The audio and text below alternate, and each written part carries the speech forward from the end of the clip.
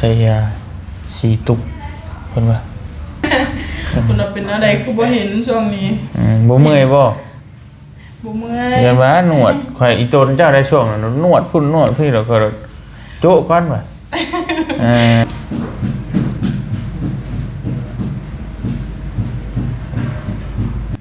อันนี้หน่อยขออนุญาตเด้อลูกอันน่ะสาวโบ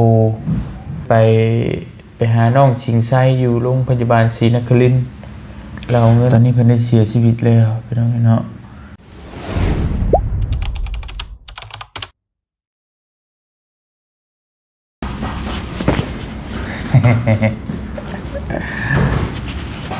เปิดภาพมากระหอยต้องแต่งพี่น้องเนาะคือเก่าสบายดีเด้อพี่น้องเนาะทักทายสบายดีพ่อแม่พี่น้องเบิดสุขุทุกคนมื้อนี้ก็มาใส่ยาพี่น้องเนาะเพราะว่าเฮามากวดตะกอนนั้นมันกระเพาะขึ้นพี่น้องแสบกระเพาะก็เลยกลับมากวดซ้ำอีกรอบนึงพอมันแสบๆนี่พี่น้องเนาะคือเก่าบ่เตียงจักเฮ็ดได้พี่น้องกับโรคกระเพาะมันแบบว่าโดยขอบใจเด้อสะแพโดยแนวอื่นก็บ่ปานใดนะบ่เตียงก็เป็นโรคเป็นภัยนี่ก็แนวอื่นก็บ่ค่อยมีปวดมันตับไตแบบว่ามักขลังอีหยังปอดเปิดอีหยังดีเบิดเนาะแต่ว่าโรคกระเพาะนี่เป็นมาตั้งแต่อายุเท่าไหร่วะ18 ปีป่ะเดี๋ยวนี้จน14 ปีพี่น้องแต่ว่ามันก็บ่ได้ว่าโทษหยังหรอกมันเป็นในอาหารการกินของเฮาเองนะพี่น้องเนาะบ่เตียงก็กินมักกินเผ็ดแน่มักกินรสอาหารรสจัดนะแล้วก็กินข้าวตอนกลางคืนเพราะเฮาเฮ็ดเวียกนี่ตอนเช้านี่บ่ได้กินไปกินตอนแลงกินข้าวบ่ตรงเวลานี่อีหยังนี่หลายๆอย่างพี่น้องมันก็เลยบ่เซาจักเทื่อบ่เตียงก็เป็นมากวดสารพัดสารเพพี่น้องเนาะหลายๆหม่องหลายบ่อนอันนี่ทั้งไทยทั้งลาวทั้งเวียดอันนี้เวียดหมอเวียดพี่น้องแต่ว่าก็ยาเพิ่นก็ดีอยู่ดอกเนาะครับเมื่อกินก็แต่ก่อนก็เศร้านะมันก็มิดโดนเติบพี่น้องแต่ว่าเฮากินเผ็ดกินหยังมันก็ฮ้อนอีกแล้วก็กลับมากวดคืนมากวดหาเชื้อแบคทีเรียตอนนี้พี่น้องเนาะแต่ว่าเพิ่นก็บอกว่าเชื้อแบคทีเรียน่ะบ่มีแล้วนำบ่เตียงมีแต่ว่ามันอักเสบนั่นแหละเพราะว่ากระเพาะมันเป็นแผลนี่ก็ต้องใช้ยาแก้อักเสบพี่น้องใส่ยาแล้วก็ต้องว่ากันต่อตื่นมาตอนเช้าก็ลุยเลยพี่น้องมื้อนี้ท่านได้กินฮอดข้าวครับผมมีเวลาพักผ่อนเนี่ยพี่น้องเนาะโอ้มีแต่ไปก็ไปก็เลยมันกินข้าวบ่ตรงเวลาพาแต่คนไปแล้วก็เจ้าของมานี่พาเมย์ไปนี่ลงไปแล้วก็อาจจะได้พาเมย์ไปอีกก็สลับสับเปลี่ยนกันไปแบบนี้แหละเนาะเที่ยวเขาอยู่แต่ห้องโมนี่แหละโอ้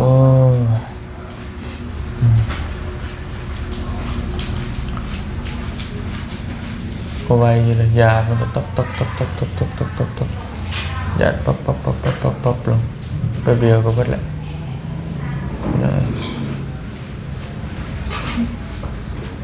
ใช้ยา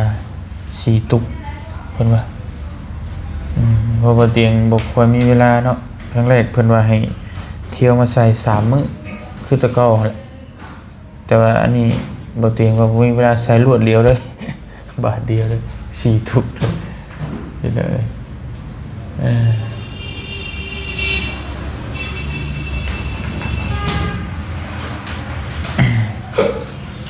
มันเสะนี่พี่น้องมันเสะมันห่อนลิ้นปีนี่แบบว่า ถ้าว่าเขากินอาหารอย่างปกติก็โอเคอยู่แต่บ่กินบ่เตียงมันมักแบบปนนั่นปนนี่แจวแล้วก็ผักลวกอย่างซี่นะแกงมันก็เลยแซ่บปานเนาะก็บ่ติดอกเจ้าของกินเองนั่นแหละตะกี้เฮ็ดแนวใดพี่น้องเนาะแนะนำลองเบิ่งแหน่ผู้ใดที่เคยเป็นโรคกระเพาะโรคเกี่ยวกับนี่แหละลำไส้นี่แหละพี่น้องเนาะบารักษาแบบใดมันจึงสิดีมันจึงสิเศร้าขาดนั่นน่ะแต่ว่ามันบ่เศร้าขาดก็คือเป็นหายพี่น้องเอ้ยมีแต่ว่าลองเบิ่งโอ้บทไวขนาดว่าบอบลงยากันบ่เตียงก็มาห้องแพทย์ห้องหมอมีเล็กน้อยให้เชี่ยวชาญอยู่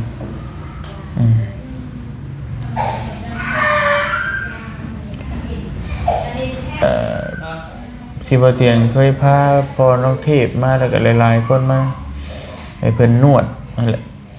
เจ้าของเป็นคนเวียดเป็นจังไดเนาะแล้วพยาบาลนี่ก็เป็นคนลาวเฮาในเวียดนี่แต่เพิ่นก็รักษาดียาเพิ่นดีอยู่นี่ก็ได้มาแล้วก็เพิ่นกวดให้ก็ไวทันใจพี่น้องเอ้ยอันนี้แต่ว่ามาแจ้งพี่แจ้งน้องเนาะว่าคือบ่เห็นลงคลิปโดนแท้ว่าซั่นพี่น้องเนาะมาใส่ยาอยู่เด้อพี่น้องเนาะรักษาคนอื่นในรักษาตัวเองนำแน่โรคภัยอื่นๆก็บ่เตียงก็บ่ค่อยเป็นปานใดดอกพี่น้องเนาะมีแต่2อย่างนี้มีแต่โรคกระเพาะแล้วก็บ่เตียงมักเป็นแต่ก่อนก็เหี่ยวเจ็บเหี่ยวแสบแบบว่าแต่ก่อนน่ะกินน้ำน้อยแต่ว่ามากินน้ำหลายแล้วก็คล้ายๆแน่แล้วพี่น้องเอ้ยก็ประมาณ2อย่างนี่แหละหลักๆก็สิพยายามควบคุมพวกมันพวกหวานอยู่พี่น้องเนาะต่อไปก็ย่นเบาหวานความดันแล้วบัดนี้ไขมันแล้วบัดนี้เอาอายุแก่ตัวไปแต่ตอนนี้ก็ยังปกติทุกอย่างหมอเพิ่นก็ยังบ่ได้เป็นหยังมีแต่ตัวกระเพาะแต่ตัวลำไส้นี่ซินลีซีลีซีจีเดาซินลีซีได้ป่วยหลายที โอ้ยพี่น้องใครมียาดีๆก็แนะนำนี่เนาะจักสิกินแนวใดบ้านซีก็ได้เคยไปบ้านซีได้ป่วยหลายทีก็ลีซีจึงสีเหลืองก็มาบาดสายจวดสบายดีเด้อหมอแพทย์เด้อบ่ได้เจอกันแต่เฮิงหมอบอกว่าได้ไหนก็จะว่ามากินท่านหมอเพิ่นว่าเสื้อแบคทีเรียหันเบิดแล้วบ่อันตัวอันว่าคือบ่พาคนลอยมาหั่นบ่อ๋อเป็นแม่คุณน่ะเป็นอะไรคือบ่เห็นช่วงนี้บ่เมื่อยบ่เมื่อยอย่ามาหนวดข่อยอีโตนเจ้าได้ช่วงนั้นนวดพุ่นนวดพี่แล้วก็โจ๊ะก่อนว่ะพักก่อนยันหมอแพ้เมื่อยพี่น้องเอ้ยพามาโลดลองยาเด้อคิดแนวใดนกยา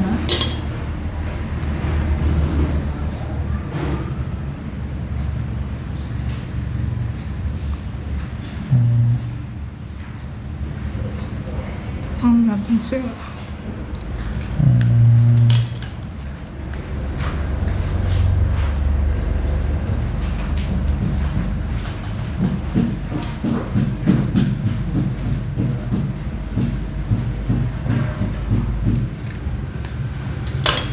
เอายาใช่นี่บ่เอาใช่แบบนี้ให้เคยเห็นให้เคยเห็น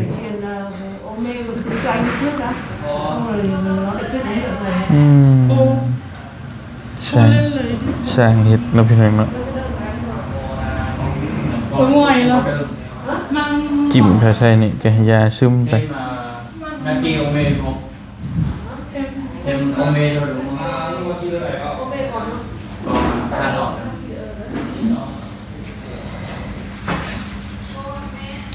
4ถุงสุๆพี่น้องเอ้ยจักหน่อย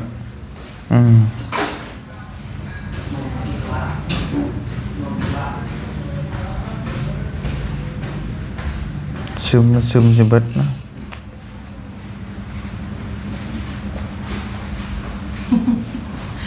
แต่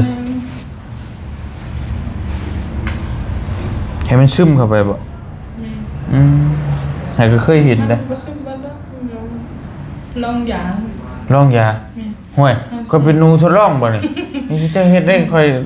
ยันแพ้ยาดิ อืมเดี๋ยวว่าเป็นหนู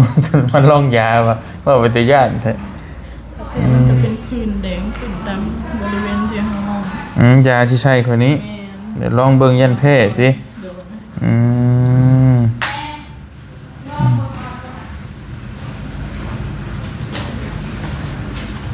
ลองยาเป็นยันแพ้ยาพี่น้องนี่เนาะอ่า แล้วอุ่นใจอยู่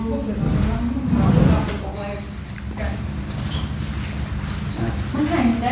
ไงก็จะเป็นเด็ก แข่งกันแค่ตรงไหนบริษัทผู้ปกครองหมดงานเลย บ่ เอาเดี๋ยวใส่ยาเบิดจังลุยต่อพี่น้องนี่เนาะเอาพี่น้องอีกถุงที่3แล้วบาดเนาะจังหน่อยก็เบิดผ่านไป3ถุงต่อพอดีน่าจะอีกชั่วโมงหนึงนี่อีก2ถุงนะโดนตึบพี่น้องนี่เนาะเอามื้อนี้เฮาก็พอดีบ่เตียงเลื่อนคลิปไปเห็นทางเน้นน้อยพี่น้องเนาะพี่น้องจำได้บ่เน้นน้อยขออนุญาตได้ลูกอันน่ะสาวโบพี่น้องเนาะที่เพิ่นเคยไปหาน้องชิงไส้อยู่โรงพยาบาลศรีนครินทร์เราเอาเงินไปซอยอยู่ขอนแก่นนั่นแหละพี่น้องแต่ว่าเราก็ป่วยตอนนั้นก็เป็นโรคคือแบบเพิ่นเอิ้นอีหยังบ่เตียงว่าบ่ถึกเป็นภาษาอังกฤษนะเป็นมาตั้งแต่เกิดเป็นเมื่อยเป็นรอยอะไรแบบรักษายากนะตอนนี้เพิ่นได้เสียชีวิตแล้วพี่น้องเนาะก็ขอแสดงความเสียใจนำครอบครัวพี่น้องเอ้ยก็โอ้ยเนาะก็บ่มีไผอยากให้มันเกิดขึ้นนี่เด้เห็นเราลงเฟซเนาะลูกสบู่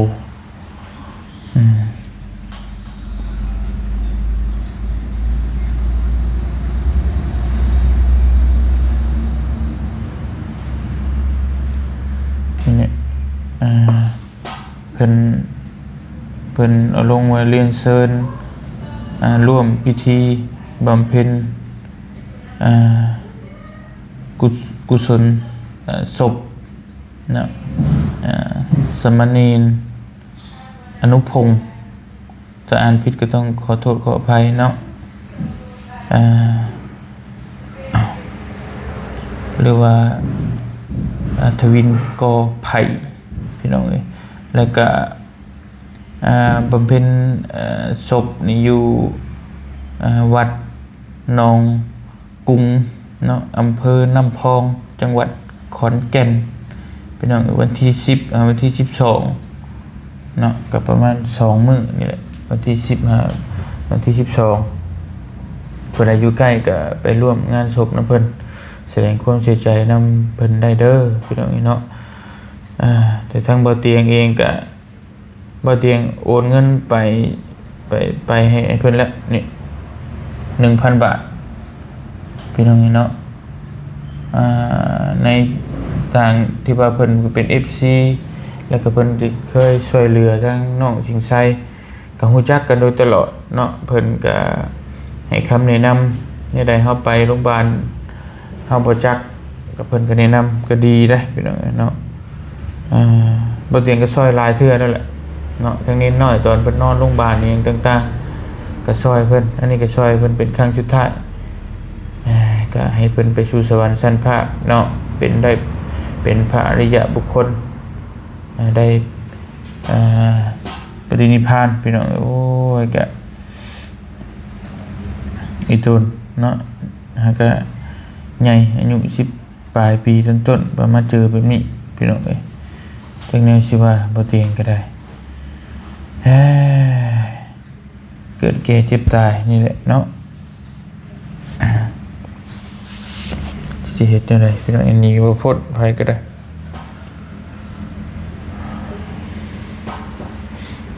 ยาก็สิเบิดอีกแล้วถุงที่3เบิด5ถุงไปต่อเฮาก็ได้พี่น้องเอ้ยมีแต่ว่าบ่เตียงที่อยู่อีก10โปนอีก 2-3 มื้อก็น่าจะได้ลงแล้วเพราะว่าก็คือว่าแหละพี่น้องลงไปหลายสิ่งหลายอย่างเนาะเบิ่งอาการตู้เมนี่แล้วก็ทั้งน้องน้อยน้องหมูเด้งอันนี้เพิ่นก็จะไปผ่าตัดดูเวียงจันทน์อาจจะได้พาเพิ่นไปหรือว่า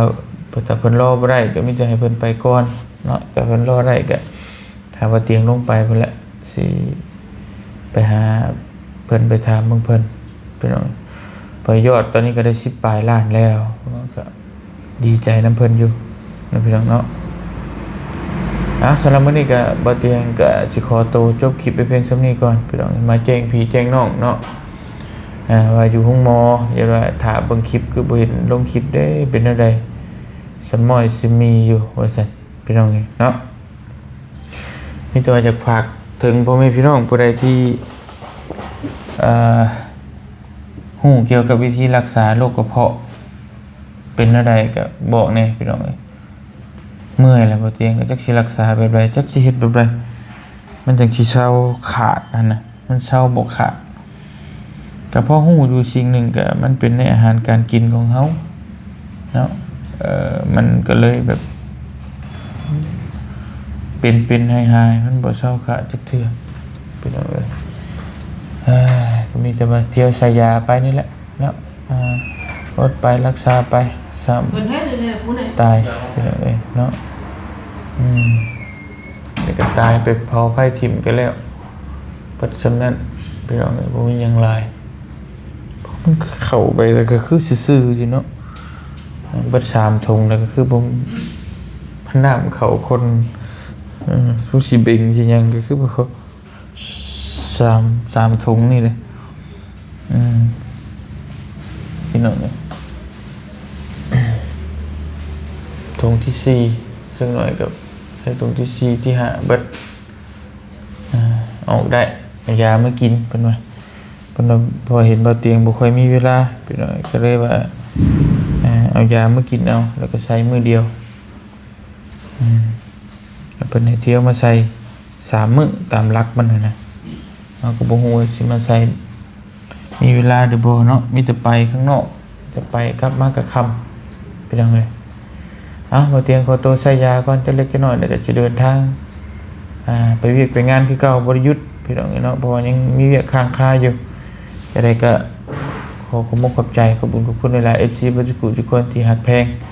แล้วก็ติดตามโดยตลอดมาขอบใจขอบคุณหลายๆเด้อพี่น้องเด้ออยู่ดีมีแฮงพี่น้องเอ้ยสิเบิดอีกถุงที่3แล้วเนาะไปเดี๋ยวเบิดนี่ก็จังว่ากันพี่น้องเอ้ยใส่ยาก่อนจักเล็กจักน้อยเนาะบ๊ายบาย